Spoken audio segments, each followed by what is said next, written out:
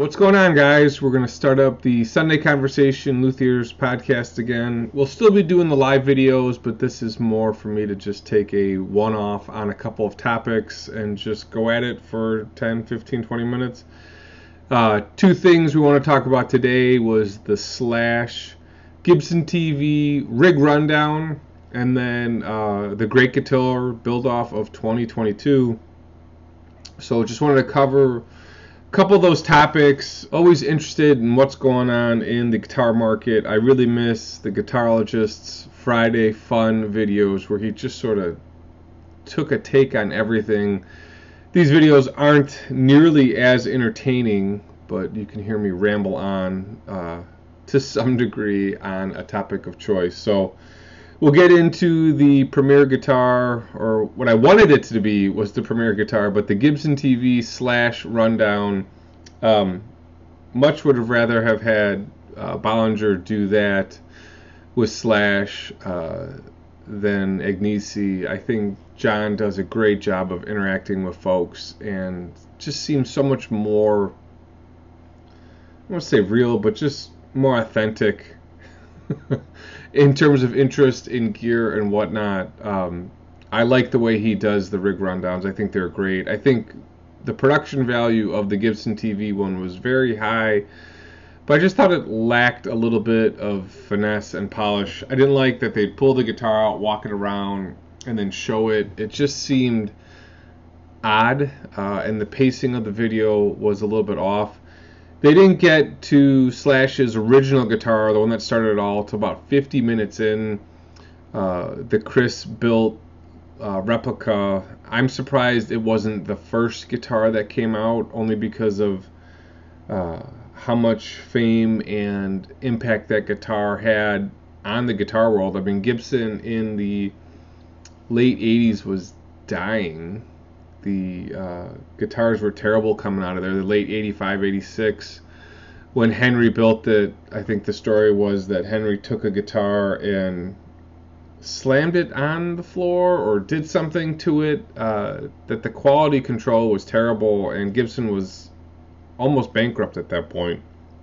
So Henry bought the company and sort of gave it a second life, and then they were lucky enough to have Slash come out with his Chris built Les Paul replica, and the world changed essentially. So to see that guitar come out 50 minutes in was surprising. It just felt weird. A couple of instances they opened cases and there were no guitars, so Slash had to run back and get it because it was on the rack. I just thought that was weird. You could have cutted it and edited it a little bit better. I mean, I'm a huge Guns N' Roses fan. That was actually the first concert I had ever seen. I was supposed to see them twice. I think the first time I saw them, I can't remember if it was, what's that place up in Wisconsin, Alpine Valley. I think I saw them there, and then that or at Tinley Park. Can't remember, but Metallica and Guns N' Roses, and I think it was Slayer, was supposed to tour again at one point, and that got canceled as I was a little bit older. But that was one of my first concerts to see was Guns N' Roses. I mean, it was awesome. I wish I had a little video clip of that, but there were no cell phones back then, right? That's what happens when you're 45. But the video was okay. It was nice to see the gear. He's got a great collection. And they went through a bunch of Slash's Gibson models, signature models, but Slash saved the Les Paul essentially as it was falling apart. There potentially could have been someone else that came along and saved it, but Slash is so synonymous of that second generation outside of the first British invasion guys that he really brought that guitar back. I was just reading a couple stories on how much of an impact he had on the collector's market when he came out and just sort of restarted everything. So it was an interesting video. You guys can give it a watch. I took a bunch of notes here on the video, and he doesn't play that original Chris guitar, Chris Derrick's guitar. He doesn't bring it out. It stays in the studio. The one interesting thing that I thought he said that I've said many a times before, and some of you guys don't believe it, was, you know, that guitar is unique. It's got a unique tone, feel, signature. He says when Gibson builds him guitars, he'll play through 20 of them and pick the best one. And usually that best one is going to be probably a light piece of resonant wood. And so I always have this conversation with folks, like that feel, that playability. You don't want a boat anchor guitar. You want a nice guitar that is resonant. And so if you're picking out a new guitar, Strat, Gibson, Tele, whatever, if you go to Guitar Center or a bunch of stores and play 100 of them, there'll be one or two that sound better, that feel better. And that's usually because the wood is resonant. So while pickups make a significant portion of the sound, there's a feel, and guys want that feel. And so Slash is self-proclaimed very picky. So if he knows something, other peeps know something well as well. That's my 2 cents. I think also the real key here is that when a luthier picks out a guitar and buys wood, he is doing some hand selections even before he starts making a guitar. So when I go to the wood shop, All Hardwood and Lumber here in Chicago, and I pick out a body blank or pieces of wood, I will sort of weigh each piece, feel it, knock it. What is this going to sound like? Does it sound good? Do I like this? Sometimes pieces of wood sound dead. I'm like, I don't want that.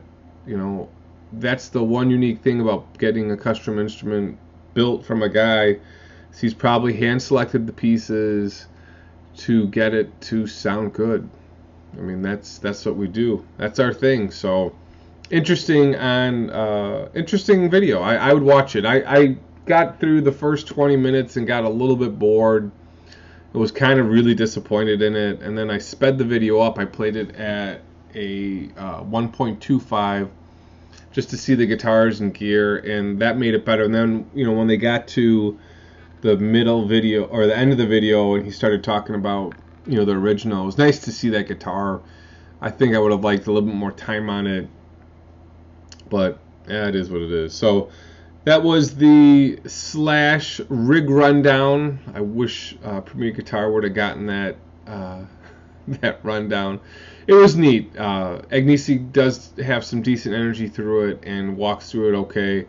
I just wish it was guitar and then guitar and then guitar. There was just some lag in the video that I just didn't like. It was too long.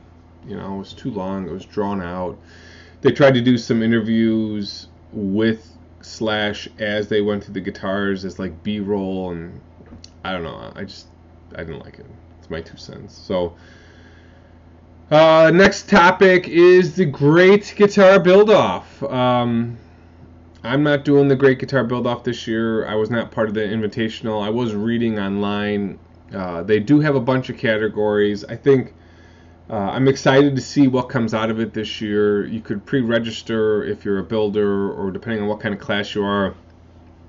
I think as they added more categories, the overcomplication or making it complicated makes it a little bit less interesting. I do like, here's a guitar, scratch, here's a guitar from a kit.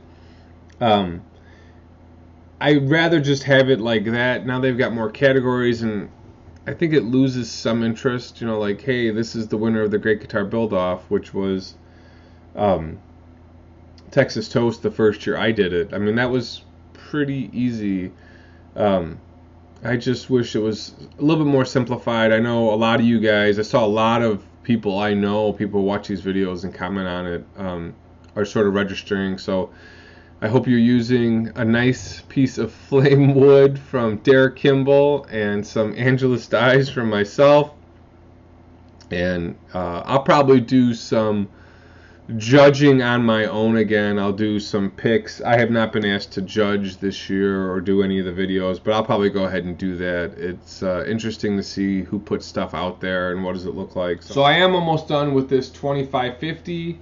I am waiting for the neck to dry. As I got the stain on here and I put some lacquer on it. It looks outstanding. A little bit tricky to get the heel right, but you can see I really nailed it. I'm really, really happy with it. This guitar was trashed. Way worse than any guitar I've ever fixed. And I'm hoping I can get some recognition for the video and the work I did on this. I mean, there was walnut cut into here, and then I respliced it with ebony, found the right ebony, rebuilt the fretboard. The wood is kind of like that toothpick methodology of putting back together, and you can see it when you look up close, but when you see it from a distance, you can't really tell that it's even been repaired. So this video will be coming shortly. Getting the sides to match the other age binding was really hard, way harder than I thought. But we're almost here. We're almost gonna get this done, and then I'm actually thinking of hiring a guy to do the edit for this video overall. You know, have someone else take a look and see if I can get a video that goes viral. I need it to help pay for this repair. For some reason, all my videos are just not doing it, so I may have someone else take a crack at it. We'll see. Probably I should just have all my complete builds on another channel, and that will go viral for sure, because YouTube loves new channels. But here we are. That one will be coming shortly. Been making some whiskey barrel guitars again, getting ready for Christmas.